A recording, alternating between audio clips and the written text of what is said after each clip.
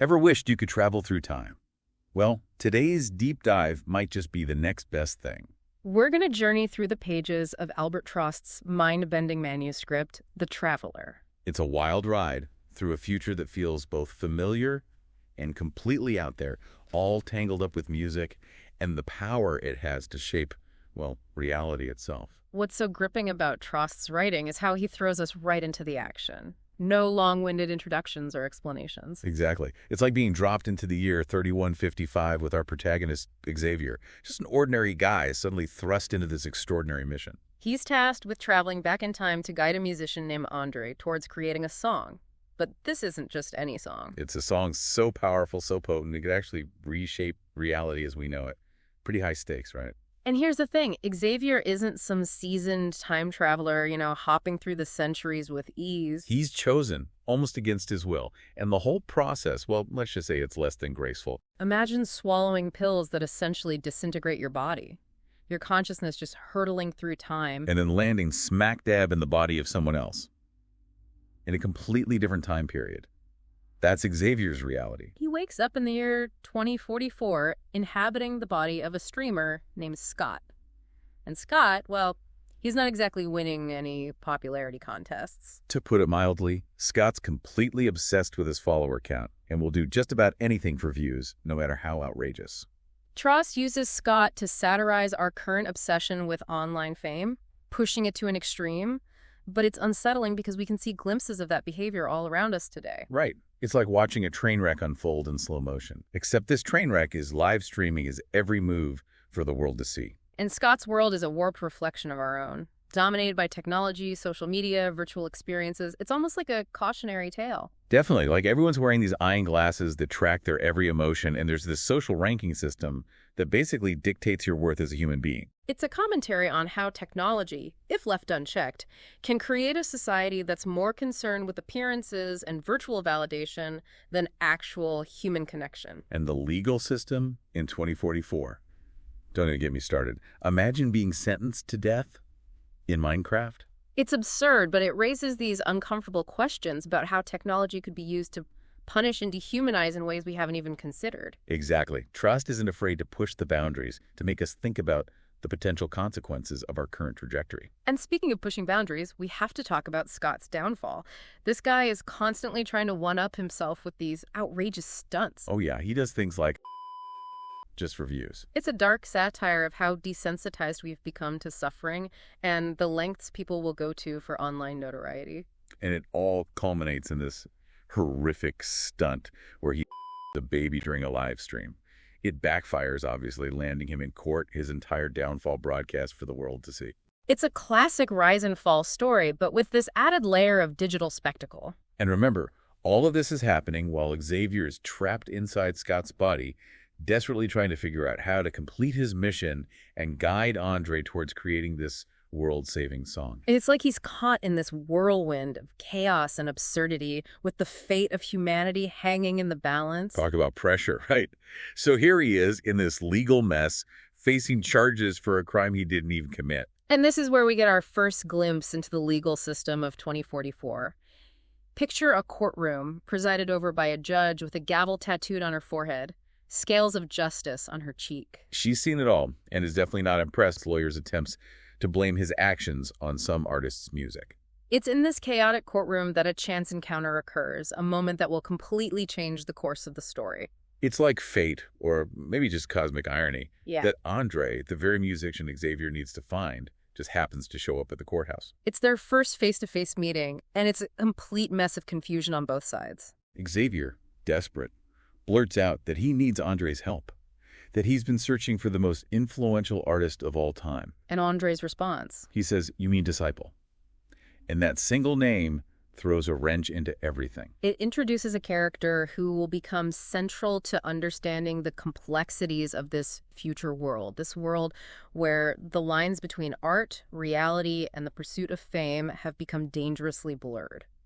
What's so interesting about the world Andre lives in is it's not some, post-apocalyptic wasteland. Right, it's more like insidious. Exactly, like on the surface, everything seems to function. But there's this underlying unease, this sense that something's not quite right. Yeah, like a subtle but pervasive distortion. Yeah, and people are just glued to their devices, their lives completely dictated by algorithms, Mm. and that whole social ranking system.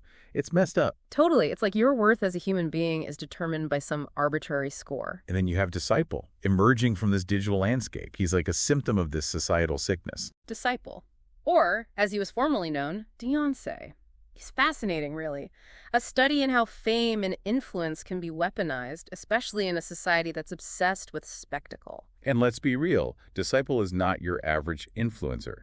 This guy is constantly pushing boundaries, making these outrageous statements, engaging in these bizarre antics. It's like he's trying to shock people into paying attention. And it works. People are both captivated and repelled by him. Speaking of fame, what about Tosh? Chapter 10 3/4 introduces him, that ruthless tech mogul, Tiktosh. Another fascinating character, driven by control, validation, manipulating algorithms, exploiting data, turning human experience into a monetized spectacle. Feels relevant to today's anxieties about data privacy and tech giants. Yeah. Which brings us back to Andre. What kind of world is he trying to create with his music? That's the big question, isn't it? Andre's music is strange, unconventional. It affects people in these unpredictable ways. Some people are moved to tears, others are filled with awe, and some are driven to madness. His melodies, they tap into something primal, Bypassing logic and reason. making it dangerous, especially to those in power. Because it disrupts the narratives that hold society together. Right. And that brings us to this idea of artistic integrity. Andre is constantly being pressured to compromise his art, to make more palatable, more commercial. His journey is really at the heart of the story. He's torn between wanting to create art that matters and the pressure to conform to achieve fame in this world that values virality over substance. It's a conflict a lot of artists face, even today. How do you stay true to your vision when the world is telling you to sell out? And it raises the question, what even defines good or bad art in a world where reality itself is malleable? Right. Is it about technical skill, emotional impact, or just the ability to grab attention, to go viral? Price doesn't give us easy answers. He just makes us confront these questions head on. And Andre's struggles aren't just about his art. They're deeply personal, too. He's dealing with self-doubt, creative blocks, and strained relationships. He's living with his pregnant sister, Laura, and her husband, and it's not exactly a harmonious home life. Laura's constantly criticizing his music, calling it garbage, blaming him for their financial problems. She even makes these snide comments about his relationship with his fiancée, which we find out has recently fallen apart. It's a really raw, relatable depiction of family tension, the resentment, the love that's mixed with disappointment. And it all comes to a head when Laura kicks Andre out, accusing him of being selfish and irresponsible. It's heartbreaking because you see how vulnerable he is. He's lost his home, his relationship, his sense of purpose. And in that moment of despair, he runs into Xavier again. Still trapped in Scott's body, still trying to figure out how to get Andre to create this world-saving song. And you can imagine how skeptical Andre must be. Here he is at his lowest point, and this stranger is talking about a song that can reshape reality. It sounds crazy, even in a world as bizarre as the one Trost has created. Right, but Trost is so good at blurring the lines between absurdity and possibility. He makes us question our own assumptions about reality, about art, about the power we have to shape the world around us. It's crazy, right? Andre, this struggling musician, is now tasked with defending Disciple, the most controversial figure in the world. Talk about a change of pace. From composing music in his cramped apartment to being thrust into the center of this high-stakes legal battle. It's like something out of a dark comedy. Except the stakes couldn't be higher. Not just navigating a complex legal battle, but the fate of humanity hanging in the balance. And all the while, Xavier's stuck in Scott's body, watching this whole thing unfold, knowing that everything depends on Andre creating this song, this antidote to the chaos that Disciple's music has unleashed. Talk about pressure, I can't even imagine. It's either a recipe for disaster Or a symphony of salvation. I love that. And this is where Trost's storytelling really shines. He weaves together the courtroom drama, Andre's personal struggles, and Xavier's desperate maneuvering behind the scenes. So masterfully done. And Andre, much to his dismay, ends up as Disciple's new lawyer. The prosecution using Disciple's own music against him. Pure irony. Yeah, go. Let's just say the music is unique. They use his own words against him, like playing clips of his outrageous pronouncements, those bizarre rituals. It's a reminder that anything we put out there online can come back to haunt us. But Disciple's no dummy. He knows how to play the game. Yeah. Uses his charisma and media savvy to try to sway, public opinion, Turns the courtroom into his own stage, basically. performing for the judge and the millions watching the live stream, It really reflects how justice can become a spectacle. where it's more about entertainment than truth. And Andre, caught in the middle of this media circus, is starting to see that law, just like music, is a form of storytelling. And Trost really emphasizes this idea that reality itself is malleable. Shaped by our perceptions, our beliefs, the stories we tell ourselves, and it's such a thought-provoking ending. This lingering unease, the feeling that the story isn't really over, that the consequences will keep rippling through time. I think that's what makes The Traveler so remarkable. It's not just entertainment, it's about engaging with these big questions. Reality, art, our choices, those unintended consequences that can spiral out of control.